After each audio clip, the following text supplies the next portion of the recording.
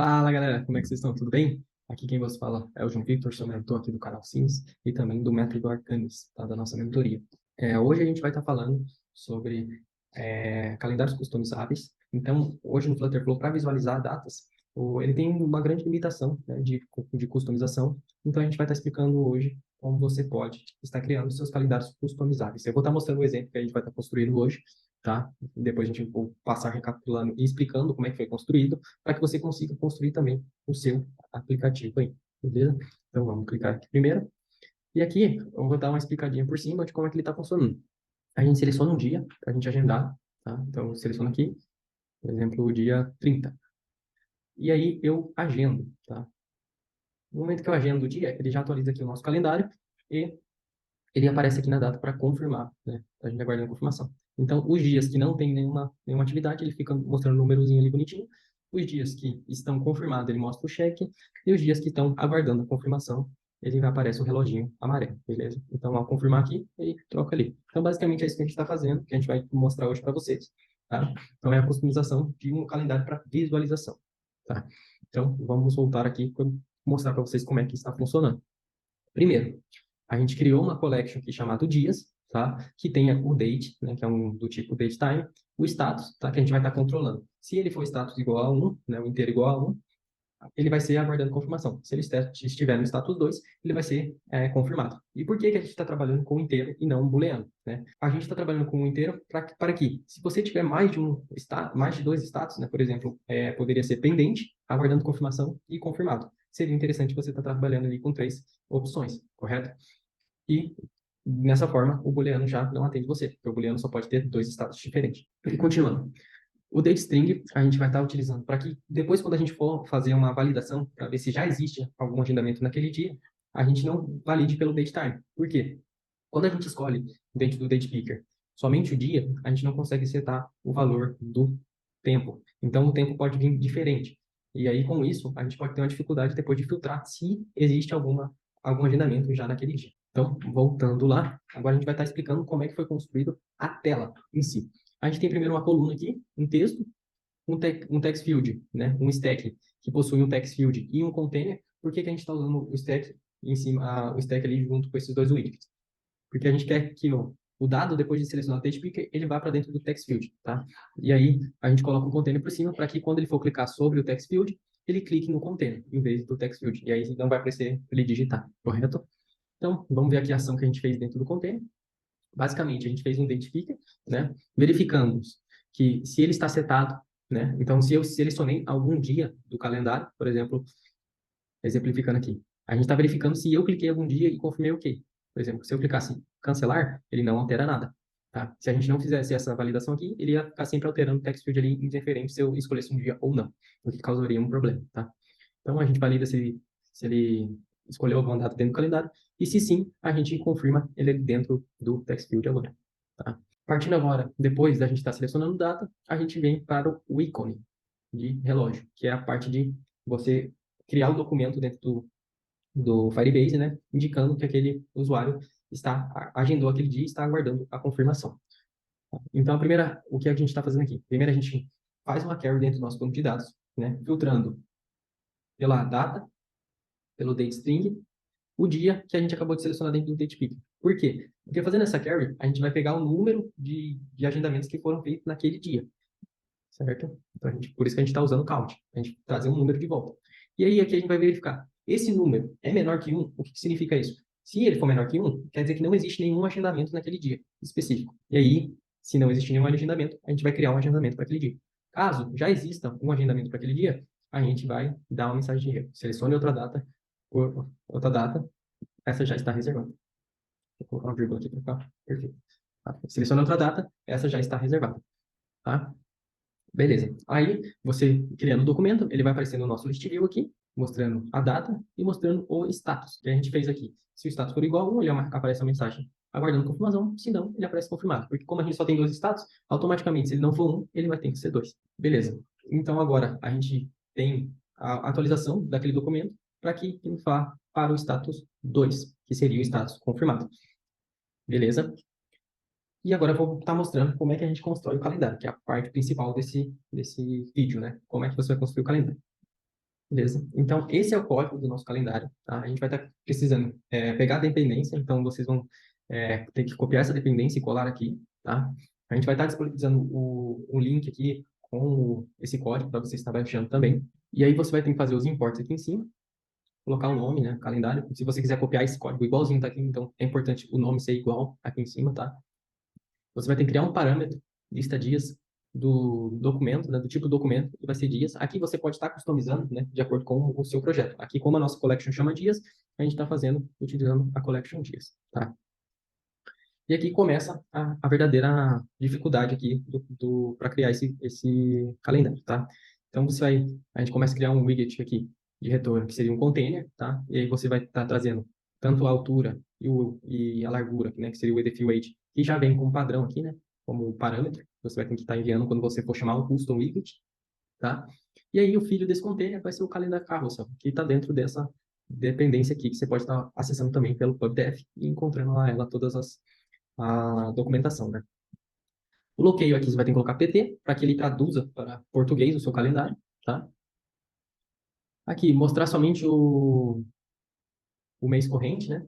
Você pode deixar true ou false, aí fica a seu critério também. Aqui, essa parte a gente não está utilizando, tá? Essa parte a gente não está utilizando, mas seria para você colocar uma ação no momento que eu estou selecionando um dia no calendário, tá? Então, essa ação seria essa aqui. Se eu quisesse colocar alguma ação, por exemplo, se eu clicasse no dia 16, aparecesse isso aqui, para eu selecionar o dia como agendado, tá? Seria possível também, mas aí você teria que criar essa lógica dentro dessa parte aqui, ó, de on-day present, tá? Essa parte aqui é de customização, tá? A cor, por exemplo, do texto aqui em cima, tá? Então, você pode estar customizando tudo aqui bonitinho. Toda essa parte aqui é de customização, tá? Então, aqui é o weekends, então as partes aqui do nome da semana, o header, o dia, a cor do dia, tudo aqui bonitinho para você estar customizando, tá? Aqui também, parte de customização, margem, né? A margem seria aquele espaçamento que fica em volta, não dentro do container, mas em volta do container, tá? E a parte que mais interessa a gente, que é essa parte aqui, Custom Day Builder, tá? Que essa parte seria onde você vai construir a, a estrutura ali diferente, né? Customizada. Então, por exemplo, o nosso aqui é um ícone no lugar do número, correto? E ali você vai fazer sua lógica para você construir o que você quiser. Pode ser um ícone, pode ser um outro container, pode ser um container com texto. Isso aí fica a seu critério. A gente está mostrando como é que a gente construiu com o ícone, tá? Então, bora lá. Aqui você pode estar verificando lá na documentação, tá? Bonitinho, a customização aqui, tá? O que você pode estar passando aqui é só os parâmetros que essa função recebe, beleza? E aqui que começa. Primeiro a gente pega aqui no caso now, eu estou pegando o dia de hoje. E aqui eu estou verificando o dia status. Espera aí, deixa eu voltar aqui. Dia status. Eu coloco o dia status -1 para ser um dia que não acontece. Por exemplo, ali no nosso na nossa lógica, status 1 é quando está aguardando confirmado, status 2 é quando ele está confirmado. E status -1 ali é quando ocorre que não existe. Por exemplo, não existe nenhum status, aquele dia não está selecionado, né? Não tem uma data para ele lá no agendamento. Beleza? E aí a gente vai rodar um for. O for, a gente vai estar passando esse parâmetro aqui, por isso a gente tem que sempre colocar widget.lista dias, ou seja, a gente está tentando acessar um parâmetro que a gente está recebendo, tá? Então a gente tem que sempre colocar widget, ponto, e o nome do parâmetro. Aí aqui eu coloco que ele não é nulo, tá? Confirmando que ele não é nulo.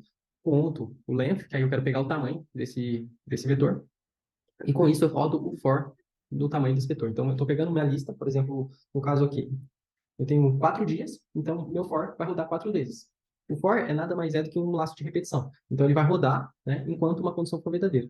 No nosso caso aqui, a condição é enquanto o i for menor que o tamanho da nossa lista. No caso aqui, enquanto o i for menor que 4. Tá? Então ele vai rodar a primeira vez, ele começa com 0. Então rodou a primeira vez, quando ele chegar no final, ele vai somar mais 1 no i. Então a segunda vez o i vai ser 1, então ele vai fazer a verificação. 1 é menor que 4? Sim. Então ele continua rodando. Até que 4 for menor que 4. Aí é falso. Então ele para de rodar o laço de repetição.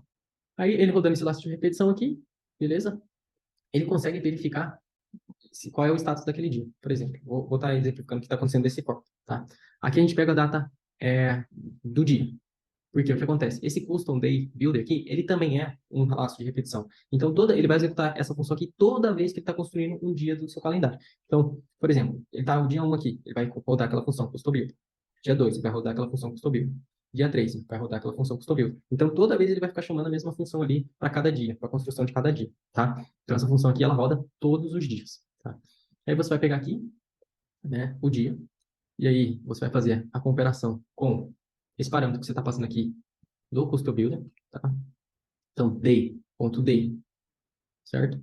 Você vai fazer a comparação, você vai estar pegando aqui o parâmetro, né, que você está enviando dessa função do custom builder, e você vai estar fazendo a comparação com o dia dessa lista que você está enviando, tá? Então, no momento que você vai chegar aqui, por exemplo, dia 1, então vai ser dia 1 de novembro de 2023, certo? Então, a sua lista, a posição 1, a posição 0, né, por exemplo, vai ser o dia 22 de 11 de 2023.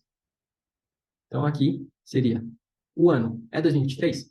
Aí a nossa comparação seria o quê? O dia 1 de novembro de 2023. É igual? Se não for igual, a gente nem considera fazer as outras validações, tá? Porque a gente está tratando de um condicional de E. O que seria um condicional de E? Todas as nossas verificações ali tem que ser verdade. Se alguma dessas condicionais aqui forem falsos, né, a gente nem passa para aqui para dentro, tá? Então a gente verifica o dia da nossa lista, o ano aqui no caso. O ano da nossa lista é igual o ano da data que a gente está selecionando, que a gente está construindo? Sim ou não? Se for sim, a gente vai para o outro funcional. O mês é igual também? Sim. O dia é igual também? Sim. E aí, quando todos aqui for verdade, a gente vai falar qual é o dia status aqui. Tá? Beleza? Tranquilo? Então, agora a gente vai. Depois da gente selecionar qual que é o valor do dia status, a gente vai passar aqui para baixo, que é onde a gente vai construir de fato a customização, tá? Então, se ele não for verdade aqui, ele vai considerar o status igual a menos 1, tá? Então, ele vai entrar aqui e vai construir o quê? Esse status menos 1, a gente está construindo apenas o texto.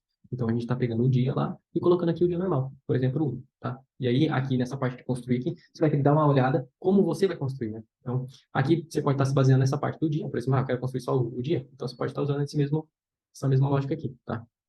E aí, caso não for o dia status igual a menos 1, a gente vai executar essa outra parte, que seria o quê? O dia status igual a 1. E aí, o dia status igual a 1 é quando ele está aguardando confirmação. Então, a gente vai verificar, o dia é igual ao dia e o status é igual a 1. Então, aqui, de vez se retornar o dia, né, numérico, você vai retornar aquele ícone de reloginho amarelo. E aí, a mesma coisa vai acontecer para validar se ele é igual a 2 também, tá? E basicamente é isso, para você customizar aqui. A única coisa que você pode estar utilizando o mesmo código, tá? E aí mudando somente essas linhas aqui, 126 e 139, não teria problema. Essas linhas aqui, a partir da 139 e essa aqui, 126, é o que realmente customiza o seu calendário aqui, tá? Essa parte interna, né? Aí as partes aqui de cima, o nome, tá tudo bonitinho, você pode estar customizando nas outras variáveis aqui um pouquinho mais assim. Então, basicamente é isso, é muito simples de você estar mexendo aqui dentro desse widget. Acredito que a grande dificuldade da grande maioria das pessoas é chegar e fazer rodar o código ali, né, customizado, mas copiando e colando aqui esse código, você vai conseguir estar rodando ele, né, verificando ali que funciona, realmente funciona. E aí, se você precisar de alguma ajuda para construir o widget aqui, né, que você precisa, você pode estar entrando dentro da nossa comunidade, que o link vai estar aqui embaixo também, que a gente vai estar lá para te ajudar a construir o calendário perfeito para você. Fechou? Valeu, galera. Obrigadão aí por acompanhar. E caso fique alguma dúvida, entre na comunidade. Você pode estar comentando aqui também dentro nos comentários do YouTube, que assim que a gente vê, a gente também pode responder vocês, tá? Se inscreva no canal, não esqueça, e valeu, até a próxima.